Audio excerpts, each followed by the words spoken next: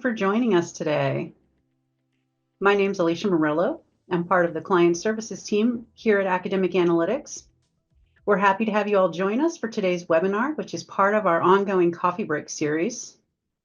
During the webinar, if you run into any technical issues, please reach out to Stephanie Dunn, who's our events manager, and you can message her directly through the chat feature at the bottom of the screen. Just a few housekeeping notes to mention before we get started with our fabulous presentation today. All attendees are on mute, but we do really want to hear from you. So please use the chat feature to post any questions or provide any feedback that you would like to share regarding the webinar. For any questions we're not able to address during the webinar, the associate who works with your campus will reach out to you to follow up, but we will be saving some time at the end of our call today to respond to questions. For today's webinar, my colleague Maylene Chu, the Director of Science Tech Commons and Research Development at Indiana University, will be discussing uncovering expertise in your university and beyond, leveraging academic analytics to identify top scholars. She has kindly agreed to share her expertise in how she has approached finding research expertise in a project that she's been working on recently. So without further ado, I will stop talking and turn it over to Maylene Chu, who you are really here to hear from today. Maylene? Hi, thank you, Alicia, for your introduction. So let me share my screen with you. You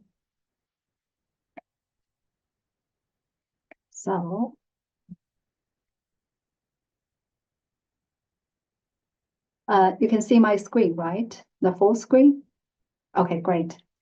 Thank you, Alicia. And also thank you everyone for participating in this event, where we believe is a great place to share our experience, success, and lessons.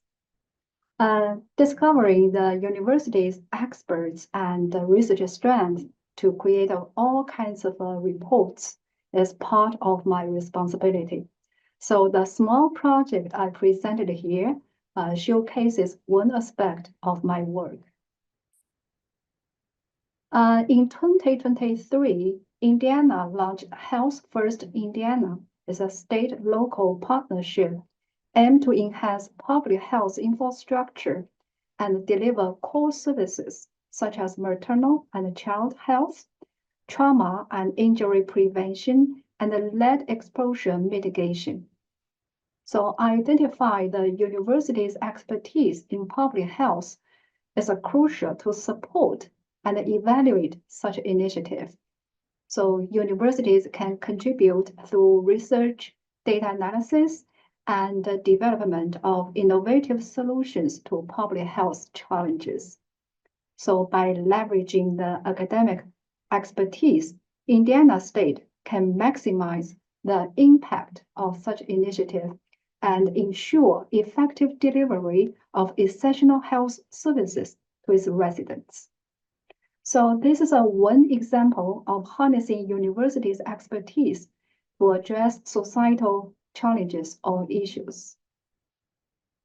And this strategy not only benefits the society, but also can strengthen university research mission and operations in many ways.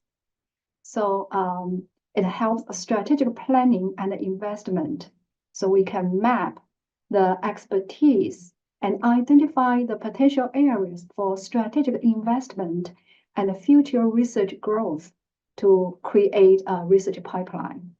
And also we can create a signature program to enhance a university's reputation and to respond to emerging trends such as artificial intelligence, AI, and also precision medicine. By using this strategy, we can match the external funding opportunities to enhance the chances of securing funding from federal, state, and private resources. And particularly under the current situation, when we are all facing the uncertainty of the federal funding agencies, policies, and operations. And also identify the top experts can help recruitment of members for centers and institutes. And our case demonstrated the advantage on this aspect. And the research office can also help individual faculty and research staff identify the potential collaborators within or beyond the university to advance their research goals. And also we can uncover the top scholars to celebrate their achievements and showcase the university's research excellence. So these are some advantages of identifying the university's expertise. But how can we do? So here's a typical practice. So we can utilize research analytics tools to gain the comprehensive insights into research activities. And usually these tools aggregate scattered information into one centralized and searchable platforms. As a result, it facilitates the generations of all kinds of reports to support informed decision making. The tools such as academic analytics and Pivot, and some universities may have access to dimensions. And also we can search internal databases and directly outreach to the schools, departments, centers, or institutes. Or also we can contact speakers of events and networking events. And also I believe everyone is aware of and participate in sort of the current emerging trends of AI application. And some universities may explore integrating the AI into their internal system that match the keywords with faculty profiles, which streamline the whole process. So how can we implement these resources and strategies to find out or identify the top scholars at our university? So let's look into our example and starting with a little bit of background information. So I joined Indiana University, I will call IU, 1 year ago. So the IU at that time was undergoing transition with a new leadership, emphasizing 3 strategic core pillars. So one of which is a transformative research and creativity. To advance research mission, so the IU made a substantial investment in research infrastructure and capacity building. So one notable initiative is establishment of a cutting-edge biosciences research hub in collaboration with the local industries and organizations aimed to improve human health across the entire state. So the CBOTI, we call it Convergent Biosciences and Technology Institute, is a key component of this initiative designed to drive interdisciplinary research in biosciences. So as a priority, the new leadership developed a strategic plan, and one of the major goals is to secure funding and achieve self-sufficiency within a few years, which is a challenge, and particularly very challenging under the current and future situation. So the key strategy is to identify researchers in biomaterial fields with a track records of securing funding across entire system, the IU system, to engage them to join as collaborative members to apply for grants. So identify these top scholars is objective for this project. So I took a data-driven approach. So I searched the Pivot and Academic Analytics database. So probably I will refer Academic Analytics as AA. And also I reference the internal data on the grant records. And we also want these people have a core expertise in biomaterial and also hybrid material, all these kind of keywords or synonyms. The outcomes we want to see in 4 areas: implant, sensor, drug delivery, or energy or battery, and advanced manufacturing, these 4 areas. And these all 4 areas also help to establish the 4 core pillars for the center. And all those peoples are expected that they have received the grants from NIH, NSF, DOD within 5 years, so which means they are still active. And today I only show or demonstrate the search in pivot and academic analytics. So here's a search in pivot. So I choose the profile search, and it offers advanced search feature. And you can see in my screen, the interface, I only search with inside of my institutes. So, but my goal is to search within the system, including all the campuses. The advanced search feature allows me to search in particular fields, such as expertise, keywords, title, abstracts, so that I can eliminate the irrelevant records.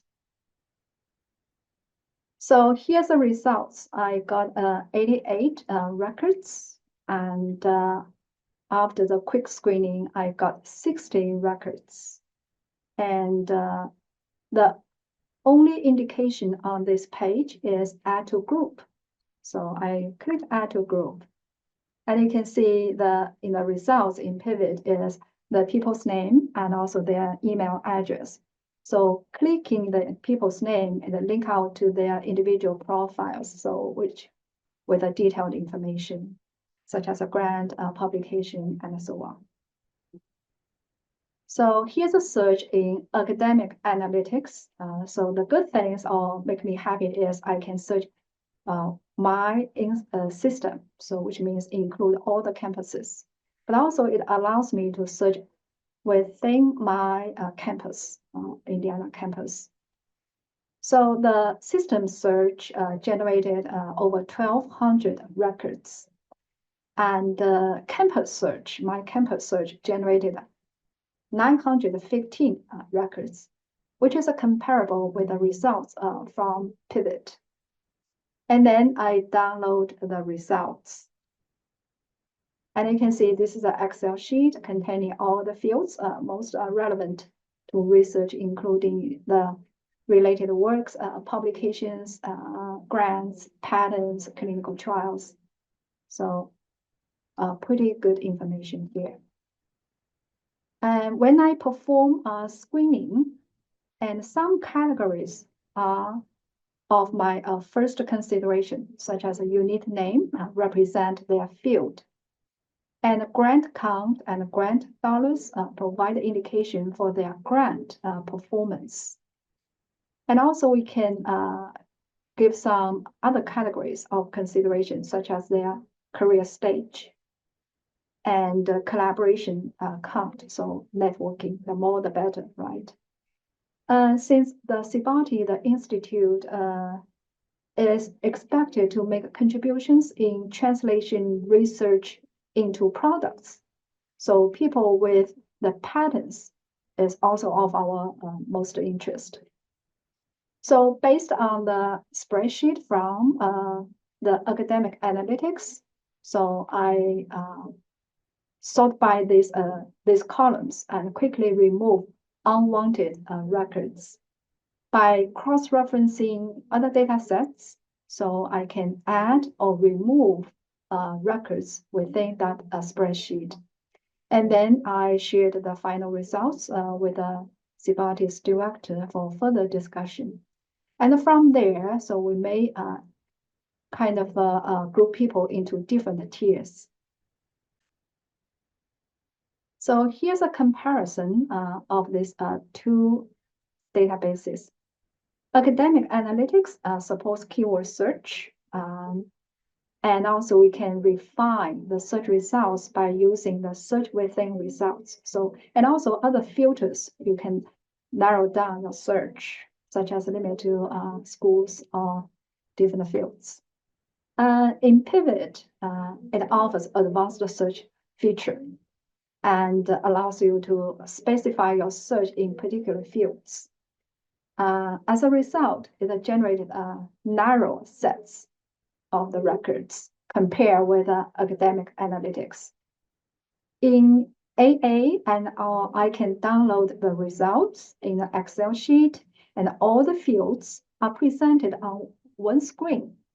It's very intuitive and informative, so I can quickly remove unwanted records.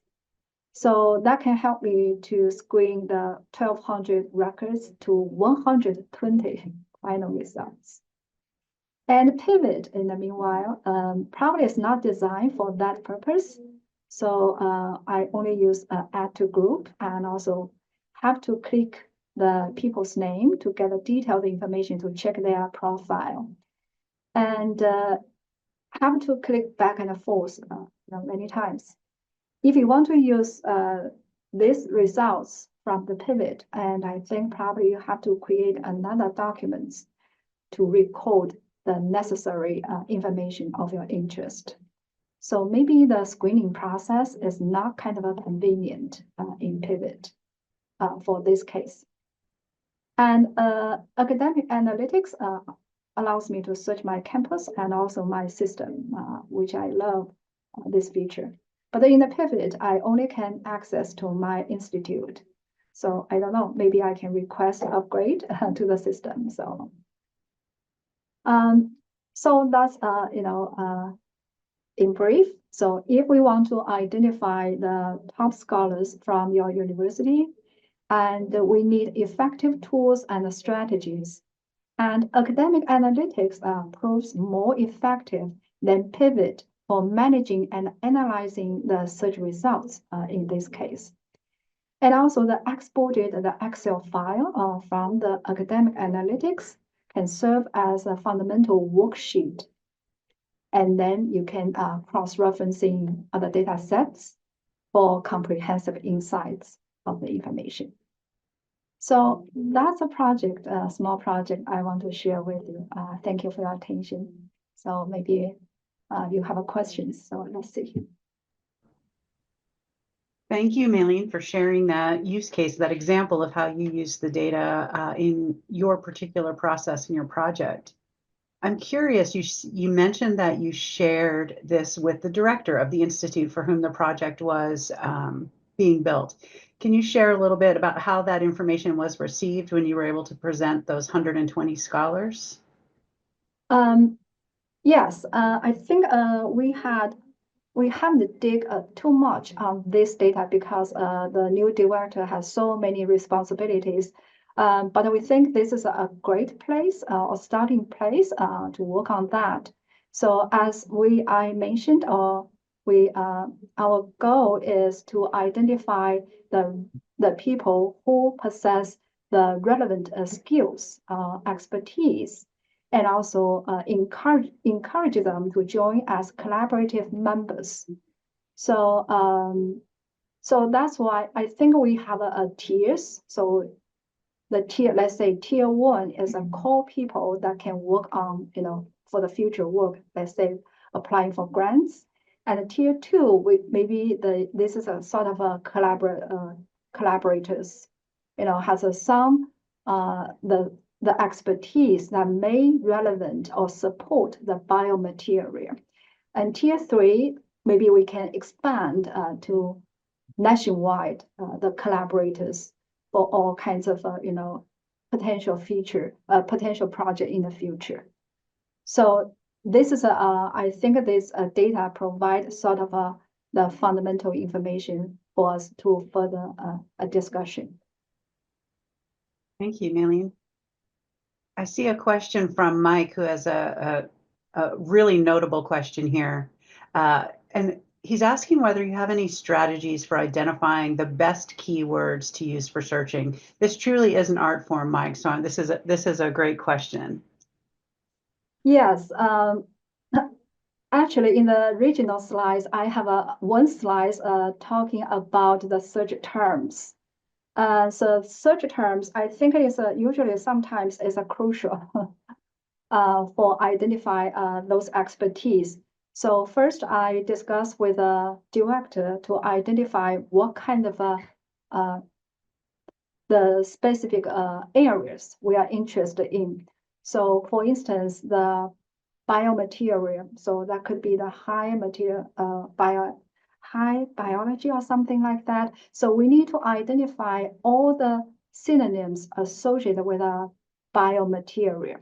So the same thing with the outcomes. The outcomes is also very important for this project because that means we can apply the biomaterial, the expertise to build up the core pillars for the institute. The four outcomes we need to identify at the beginning and also search for that. So there's all kinds of keywords and synonyms associated with four outcomes.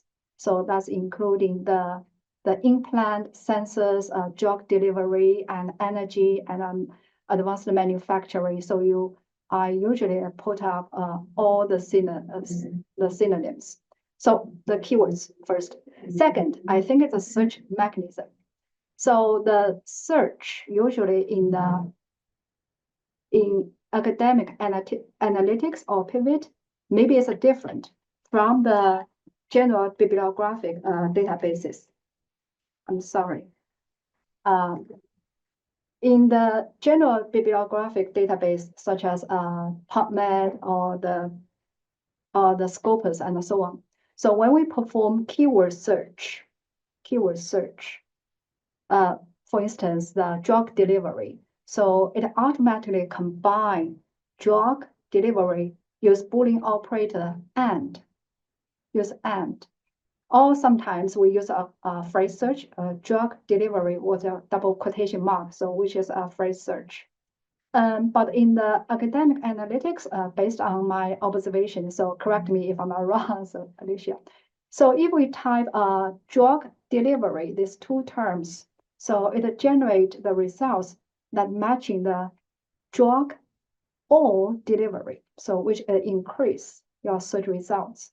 So in this case, I suggest that we use a double quotation mark to perform a phrase search.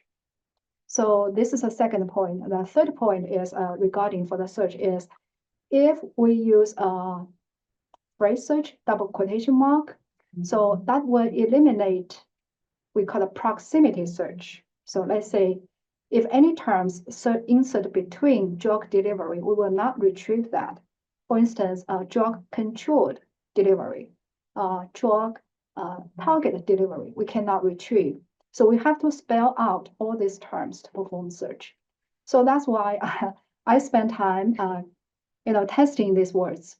Number 5, I think the points is the academic analytics, and also I think it is good for academic analytics, but for the pivot, so there's only one search box for all kinds of the keywords. So if your search string is too long, it cannot pick up or couldn't perform precision search, generate lots of irrelevant records. So you have to beware of the length of the string, how many keywords you put there. You can't put all the terms. So that's a sort of some points maybe I need to be aware. Thank you, Maylene. I appreciate those thoughts. And Mike, thank you for that question. I do know that we are coming to the close of our time today, and we're not going to be able to get to all of our questions. So for anyone that may have a question or may have posed a question that we didn't get to today, your account manager will be more than happy to reach out to you, and we'll be sure they have those questions to reach out to you to follow up and ask and get that information that you may need, or to walk through a demonstration similar to what Maylene has shared with us today. So stay tuned. You will get more responses to those questions coming forward if we did not get to it today.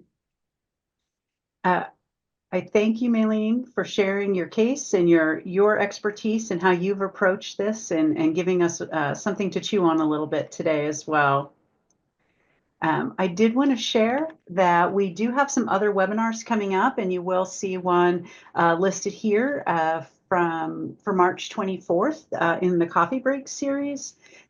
We'll be talking with someone who has used it as a chair, department chair, specifically for the cases of recruitment and retention. So if that's something that you have folks on your campus who are using the tools in that way or would like to learn more about how to use the tools in that way, please scan the QR code that you see here and RSVP to join us on March 24th. We will have some upcoming in-person events as well, as you see here on the slide as well. If you're interested in viewing past webinars or have information on any of our past webinars, you can see that information actually in the portal. If you're a current client, you'll be able to see that information in the portal. And it will show under the video section in resources. Additionally, for today's workshop, we will be sending out the details from today's workshop in a few days in follow-up for anyone who would like to review some of the information and learn from Maylene's great example here today. Thank you all for joining us. And again, I cannot thank you enough, Maylene Chu, for joining us and sharing your expertise. And I hope you all have a fabulous day.